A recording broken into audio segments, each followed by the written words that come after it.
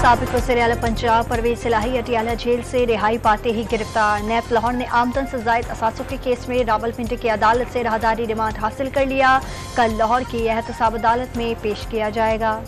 निगरान वज़ीर-ए-आज़म अनवारुल हक काकड़ अब से कुछ देर के बाद ऐवान सदर में ओहदे का हलफ उठाएंगे। अनवारुल हक काकड़ का सेनेट रुकनियत से इस्तीफा मंजूर। बलोचिस्तान अवामी पार्टी की रुकनियत भी छोड़ दी। काबीना अरकान के नाम भी आज सामने आने का इम्कान। शहबाज शरीफ 16 माह तक वज़ारत आज़मा के ओहदे पर फाइज रहने के बाद आज घर जाएंगे। आइन के रास्ते से आए, आइन के रास्ते से ही वापस। शहबाज शरीफ ने इत्तेहादी हुकूमत का दौर कांटों और अंगारों पर सफर करार दे दिया। वतन दोस्ती और वतन दुश्मन सोच की जंग, मुश्किल मुआशी फैसलों को मजबूरी का नाम दे दिया। रियासत को मुकद्दम जानते हुए सियासत कुर्बान कर दी। मुल्क की हालात से किसी को सियासी फायदा नहीं उठाने देंगे। साहनिया 9 मई नाकाबिले फरामोश करार। हम कई नामों पे गौर कर रहे हैं और बहुत अच्छे अच्छे नाम आए। लोग मुझे कहते हैं कि यार अब बता क्यों नहीं देते। आप ये बताएं कि ऐसे नाम हमने, और दोनों तरफ से इतने ऐसे नाम आए हैं जिन पे हमें ये मुश्किल हो रही है कि हम ना किसको करें। एमकेएम के साथ निगरान वज़ीर-ए-आला का मामला खुशअस्लूबी से तहत आ जाएगा। काकड़ फार्मूले की जरूरत नहीं पड़ेगी। वज़ीर-ए-आला सिंध की मज़ार-ए-क़ायद पर हाजिरी के बाद सहाफ़ियों को सवालात के जवाब।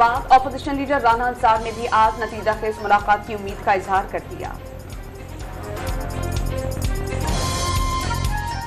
लीडरशिप इसके ऊपर मुशावरत करेगी, फिर ये कल हमारा जो है इस नाम पर जो भी फैसला होगा वो आपके सामने।